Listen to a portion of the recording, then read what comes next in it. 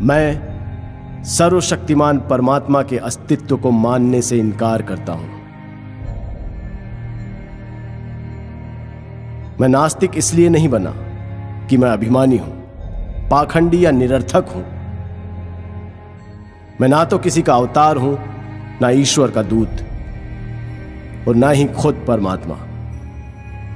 मैं अपना जीवन एक मकसद के लिए न्योछावर करने जा रहा हूं, और इससे बड़ा आश्वासन भला क्या हो सकता है। ईश्वर में विश्वास रखने वाला एक हिंदू पुनर्जन्म में एक राजा बनने की आशा कर सकता है। एक मुसलमान या एक ईसाई को स्वर्ग में भोग विलास पाने की इच्छा हो सकती है। उसे अपने कष्ट और कुर्बानियों के बदले पुरस्कृत होने की कामना हो सकती है। लेकिन मुझे क्या आशा करनी चाहिए? मैं जानता हूं कि जिस पल रस्सी का फंदा मेरे गले में लगेगा और मेरे पैरों के नीचे से तख्ता हटेगा, वो मेरा अंतिम क्षण होगा। किसी स्वार्थ भावना के बिना, यहां या यहां के बाद किसी पुरस्कार की इच्छा किए बिना, मैंने अनासक्त भाव से अपने जीवन को आजादी के नाम कर दिया है। हमारे पूर्वजों को जरूर किसी सर्वशक्तिमान में आस्था रही होगी कि उस विश्वास के सच या उस परमात्मा के अस्तित्व को जो भी चुनौती देता है, उसे काफिर या पाखंडी कहा जाता है।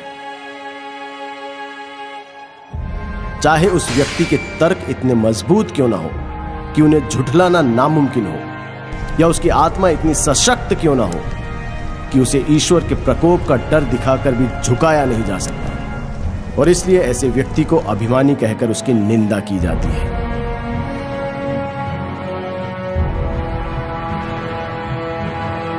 मैं घमंड की वजह से नास्तिक नहीं बना। ईश्वर पर मेरे अविश्वास ने आज सभी परिस्थितियों को मेरे प्रतिकूल बना दिया है, और ये स्थिति और भी ज्यादा बिगड़ सकती है। जरा सा अध्यात्म इस स्थिति को काव्यात्मक मोड़ दे सकता है, लेकिन अपने अंत से मिलने के लिए मैं कोई तर्क नहीं देना चाहता। मैं यथार्थवादी व्यक्ति हूं। अपने व्यवहार पर मैं सिर्फ तर्कशील होकर विजय पाना चाहता हूं। भले ही मैं हमेशा इन कोशिशों में कामयाब नहीं रहा हूं, लेकिन यह मनुष्य का कर्तव्य है कि वो कोशिश करता रहे, क्योंकि सफलता तो संयोग और हालात पर ही निर्भर करती है। आगे बढ़ते रहने वाले प्रत्येक व्यक्ति के लिए जरूरी है कि वो पुरानी आस्था के सभी सिद्धांतों में दोष ढूंढे। उसे एक एक कर पुरानी मान्यताओं को चुनौती देनी चाहिए। उसे सभी बारीकियों को परखना और समझना चाहिए। अगर कठोर तर्क वितर्क के बाद वो किसी धारणा तक पहुंचता है, तो उसके विश्वास को सराहना चाहिए। उसके तर्कों को गलत या झूठा भी समझा जा सकता है, पर संभव है कि उसे सही ठहराया जाएगा, क्योंकि तर्क ही जीवन का मार्गदर्शक है।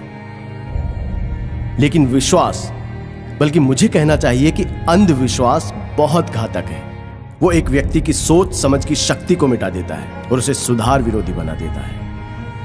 जो भी व्यक्ति खुद को यथार्थवादी कहने का दावा करता है, उसे पुरानी मान्यताओं के सच को चुनौती देनी होगी, और यदि आस्था तर्क के प्रहार को सहन न कर पाए तो वो बिखर जाती है। यहां अंग्रेजों का शासन इसलिए नहीं है क्योंकि ईश्वर ऐसा चाहता है, बल्कि इसलिए है क्योंकि उनके पास ताकत है और हम में उसका विरोध करने का साहस नहीं है। अंग्रेज ईश्वर की मदद से हमें काबू में नहीं रख रहे हैं, बल्कि वो बंदूकों, गोलियों, पुलिस और सेना के सहारे ऐसा कर रहे हैं, और सबसे ज्यादा हमारी बेपरवाही की वजह से। मेरे एक दोस्त ने मुझसे प्रार्थना करने को कहा। जब मैंने उससे अपने नास्तिक होने की बात कही, तो उसने कहा, जब तुम्हारे आखिरी दिन नजदीक आएंगे तब तुम यकीन करने लगोगे।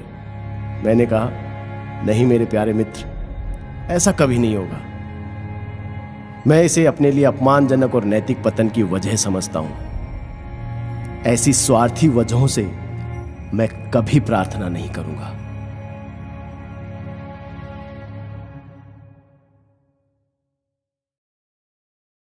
It transcends the senses, but it is possible to reason out the existence of God to a limited extent. All his activities and movements were guided by slogans of truth and non-violence, to which nobody had any objections.